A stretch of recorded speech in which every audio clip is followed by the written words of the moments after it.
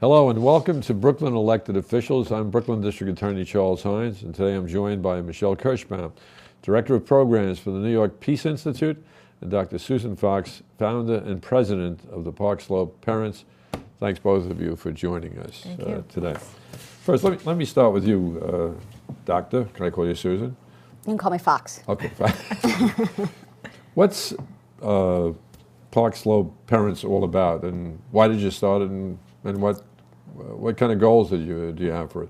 Well, my first daughter was born 3 days after 9/11, and she was due the day after 9/11, and that kind of solidified, having a baby in New York City without family, the need to have connection to other parents.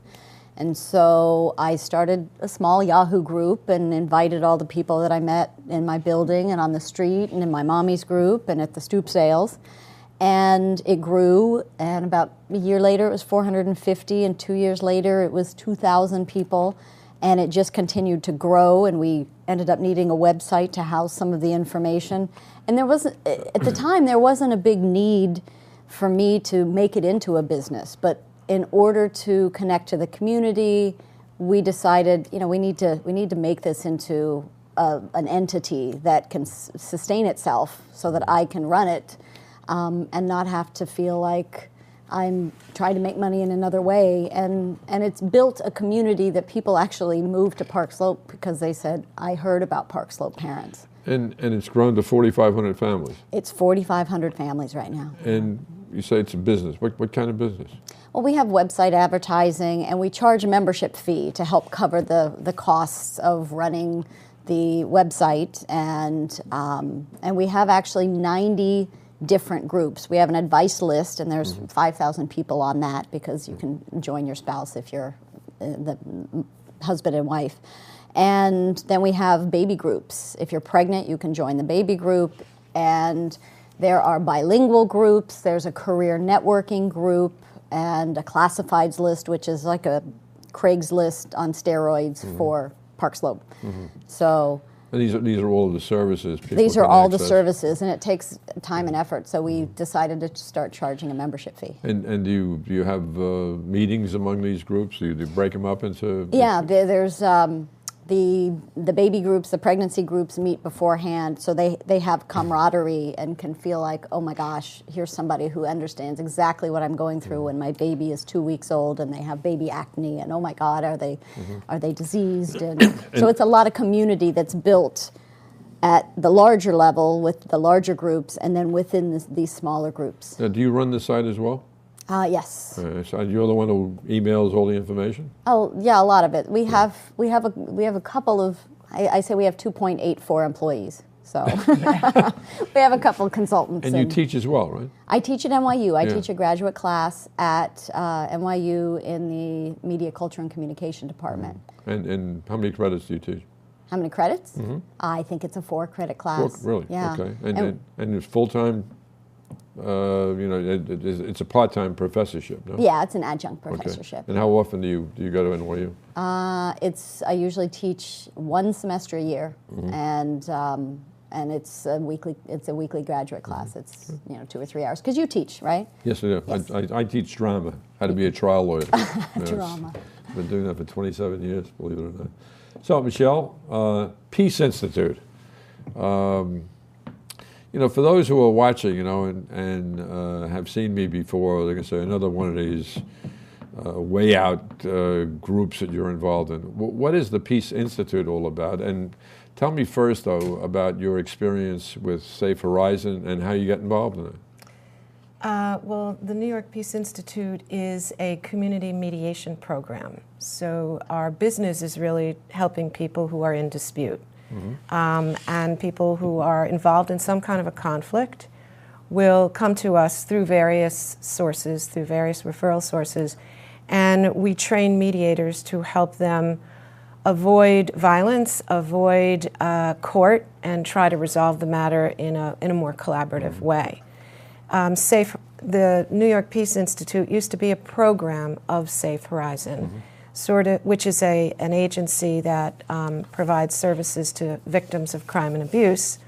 So the mediation program was like a preventative kind of a program to try to prevent violence. Right, but you started in the domestic violence section of Safe Horizon, is that true? Well, me personally, Yeah. I was a volunteer working with, in family court, working with women who came in, mostly it was women, who were victims of domestic violence. And we would help them appear before the judge and the family court judge and try and get an order of protection, at least temporary, counsel them, and try to connect them up with other services. And that led to mediation work in Safe Horizon? Yes, that's how I got to the mediation program. And was Safe Horizon at the time also connected to the criminal court?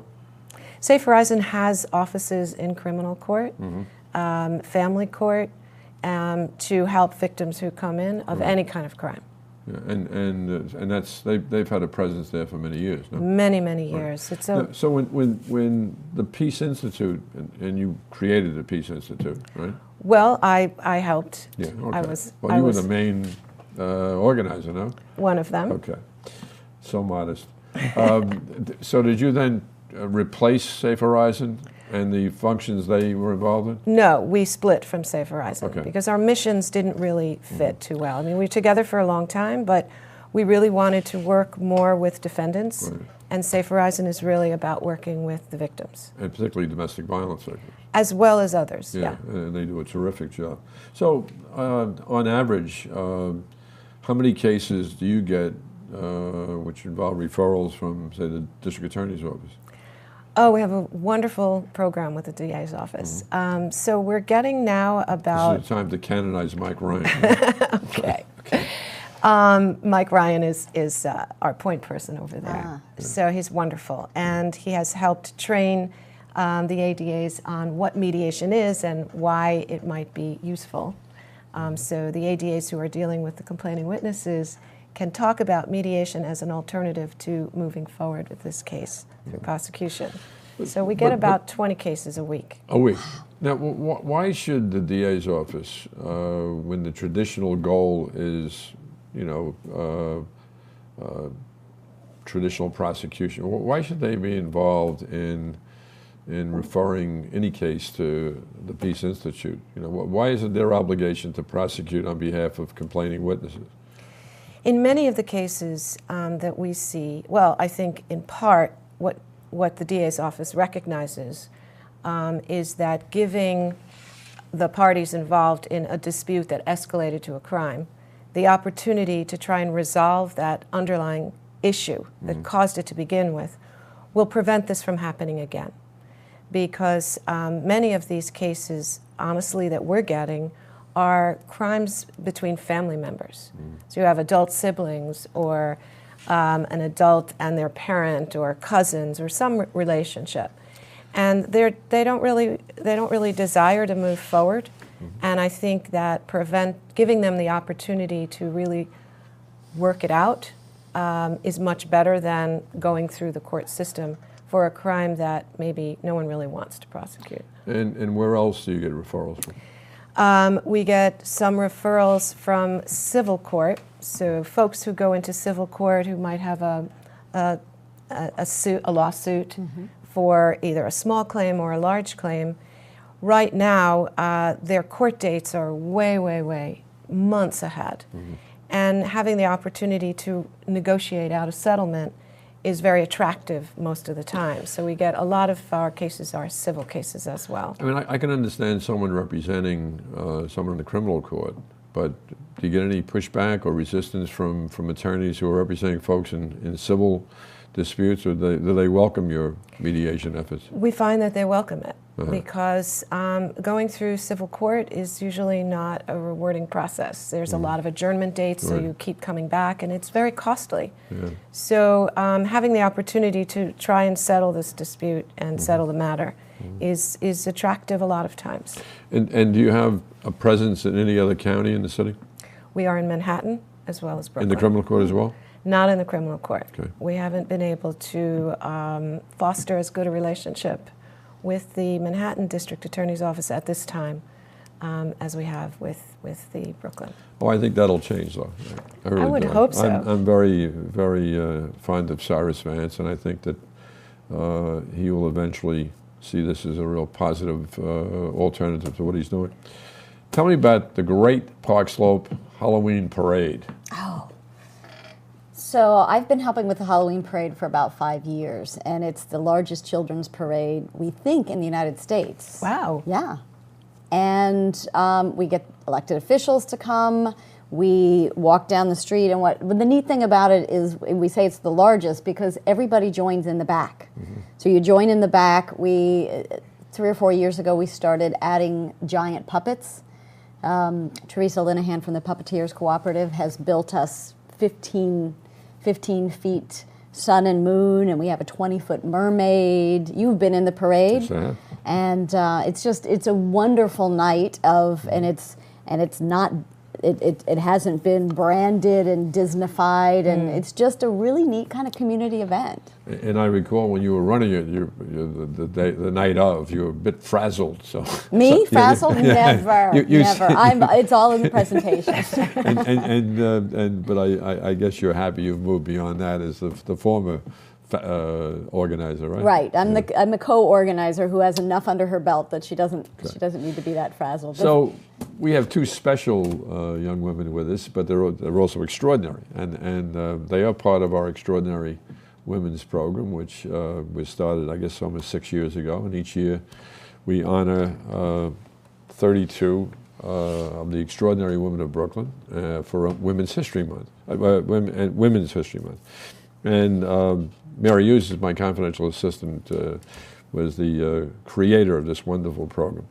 Now, you were an extraordinary woman in the class of 2009, and you were the class of 2011. Tell me what your involvement was. How you first became aware that you were that you were chosen, and how has it changed you at all, if it's changed? What do you see as a role of extraordinary woman? Well, lots of questions. Yeah. I received a call from Pat Ruiz, who said I had been nominated and could I turn in a bio. Mm-hmm. So I turned in a bio, and actually one of the assistant district attorneys nominated me. She was a parent on Park Slope Parents. Mm-hmm. And she saw a lot of the work that we did with the Droit Femme and the Brooklyn Family Justice Center. Droit Femme is the social service agency for the Haitian community. Haitian community. And we had done some clothing drives and different things like that. And she said, we're an online community, but we also do outreach. So she nominated me, and I actually met with her. And I was then chosen to be this extraordinary woman, and it gave me access to all of these other extraordinary women who are doing great things. And for example, in the case of Michele, we had on our list somebody say, my nanny has $20,000 worth of hospital bills, and she doesn't know how to she can't pay them right now, and she's scared. And so I called up Michele, who I had met at one of the events, and said, hey, do you think that the New York Peace Institute could help us out and help this woman out? And sure enough, there were connections made. So that's the thing that we like the most about it, that Michele and I have actually become kind of tight on, is making connections and letting all these extraordinary women feed off of each other and build better relationships with their own I want community. to talk about that, because that's one of the things that has been missing. It's really uneven, and for all the great people like Pat Ruiz and Mary Hughes, they just have not been able to coordinate, and that's why I was delighted when the two of you met with me for breakfast a couple of weeks ago and discussed plans for maybe making it a much more effective thing for the women in the program and for the people of Brooklyn. But Michele, when did you get notified about your selection? And similar to Susan, I got a phone call from Pat, and it was a really extraordinary moment. I mean, and it felt so wonderful to be recognized by your office, and it was also a wonderful opportunity to learn about what else was going on among other women. And when Susan and I kind of connected up, I really reached out to her, because with all of her network, I'm always looking for ways to get the word out about what our program does to make people aware of our services that are free, and it's always a challenge. So with her network, I thought we could connect up, which we did, and then that kind of conversation grew into, hey, we're making this great connection. There's all these women who have been selected and identified as being, you know, extraordinary in one way or another. Why don't we bring them together in some meaningful way? Let's get that for one in a minute. You're both leaders in your communities. You have an interest in public safety, obviously, for yourselves and your friends and relatives and all the folks who live in your general area. What has a prosecutor's office have to do with extraordinary women? Why should we be expending any resources to put this program together? What benefit does it have for folks in your community and you personally? Essentially, you can look at us as ambassadors to spread the word, raise awareness about some of the incredible programs that your office does that help victims and help defendants and prevent recidivism.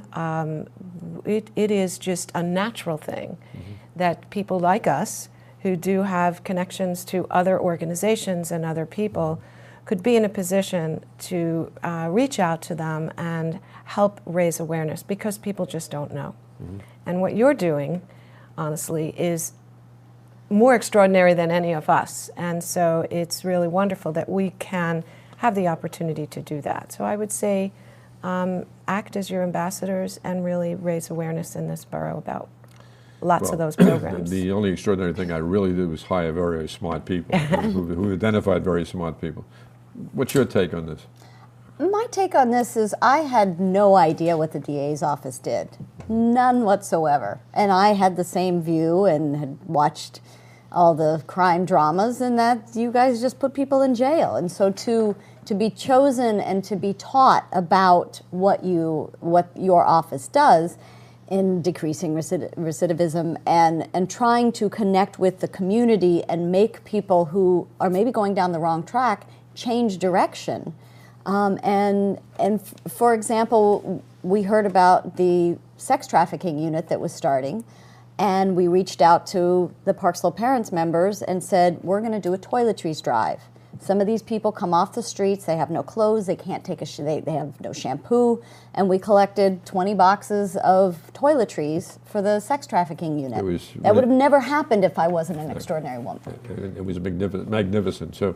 So you've thought about redesigning or making the Extraordinary Women program better, more effective, more efficient, more enhancing it some way. So why don't you tell the viewers what you have in mind? Well, Susan and I got together, and she had some great ideas about something that she had done before. She calls it a schmooze fest. Schmooze fest. And it's a way of bringing together people and helping them connect with one another. Well, maybe you should describe a little bit more about it. Well, we've done this through our career networking group that we have on Park Slope Parents, and literally you get up and for a minute you say, here's who I am, here's what I can offer, and here's what I need. And if you have 20 people in the room, then you have 20 people and you can make all of those different connections. And even if I hear somebody say, we have a dance program, Shannon Hummel from, I'm going to forget the name. Red Hook? From Red Hook, but Cora Dance. And when I found out what she did, here I have a big megaphone to 5,000 parents to say, if you have leotards and dance shoes that your children have outgrown, let's now get those to Cora Dance, because they're a nonprofit trying to give kids. So to be able to have a schmooze fest where we can meet each other and know a little bit more about what each other does, then that allows us to make those connections that otherwise we wouldn't have. So if there is an extraordinary woman, let's say, who advocates for children with a disability, I would love to meet that person, because one of our programs is special ed mediation, and we can help resolve disputes between parents of children with a disability and the school system, and that would be a great resource for that advocate. So those kinds of connections individually for us, as well as for them, would be just would be wonderful. That's one aspect of the Schmooze Fest. Yeah. Then there's another. And as you both know from the positions you've held, the key to all of this is follow-up. How do you propose doing that? I mean, do you plan to do it on your own? You're going to try and get a committee together to have a follow-up and make sure this is an ongoing enhancement project? Well, I think we need to kind of feel out what people are capable of.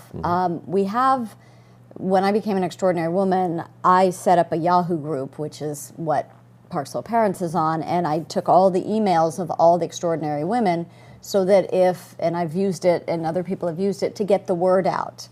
There's a woman who crochets blankets, and so I met with her, and she said, I have 7 blankets, I don't know who to give them to, so we sent it out on the list of all the extraordinary women and said, does anybody need blankets for an auction or a raffle? And so we disseminated that way. And so some of the follow-up will happen through an online means. One of the other things we do is we have a table that we just crisscross and everybody puts out their information so you can take everybody's information. So follow-up is key. And that's part one. Part two, so part one is for people to meet, to connect, to bond, essentially, in some way or another, through either the work that they do or even personally. And then part two would be to bring folks back again. And this is more about looking at how can we, as a group, mobilize so that we can raise awareness about the programs in your office, support the programs in your office in one way or another, and hopefully keep that as an ongoing committee that has that interest. So we need to first connect up and then mobilize to part two. And do you identify particular issues, for example, like domestic violence or like sex trafficking awareness, and educate the other extraordinary women? Is that in the design as well? Absolutely, and I think that we have to figure out as a group if we want to, well, identifying all of the different programs and seeing where people's interests lie. There may be numerous committees that come up that have like interests. So without knowing where people are at, we can't determine which programs will be selected, but hopefully this will be an ongoing and a growing process that we use. And the two of you are going to run this yourselves? Yeah. Oh, sure. Well, you're certainly capable of doing it. But no, your office has been incredibly helpful too, Pat. Well, you know, they understand our commitment. Pat and Mary too. Yeah. And you know, one of the things that is not lost on me is that our extraordinary women have not really seen all of our different sites that are so important, like our Red Hook Community Court. And you know, for me, it's a dream. Long before I finally decide to leave this office, which I'll leave in one of two ways: I'll be defeated at the election, or I'll die. But I'm staying here as long as I can, because I have a couple of long-term goals. One of which is reversing the stupid decision made 60 years ago to centralize the court system. 60 years ago, and you've lived in Brooklyn 14 years, and you didn't live in a city. Nope. No.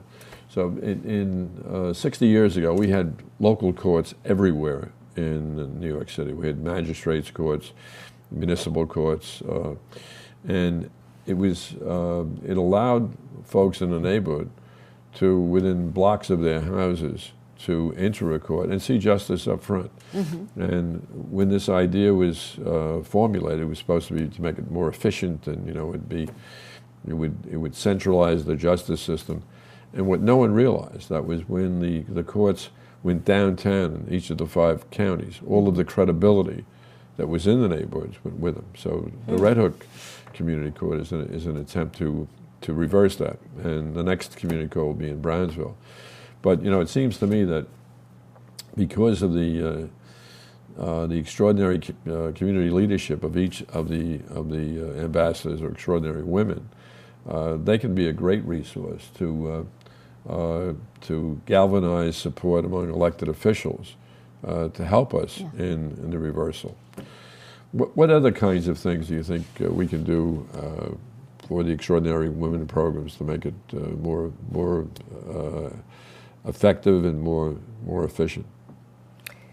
Well, I think one of the things you said is really we can bring the women to see some of the programs. I sat in one of the classes of one of your programs, EPIC. Right. That's early ending prostitution in communities. Right. So these were a group of women and men who are going through a series of classes about various topics. This one I sat in happened to be about sex trafficking and what is sex trafficking. And just sitting there and watching the interchange of the people in the class, the participants and the instructors, and how it was so supportive of an environment for them, and the information that they were receiving, which was so valuable. That's very inspirational.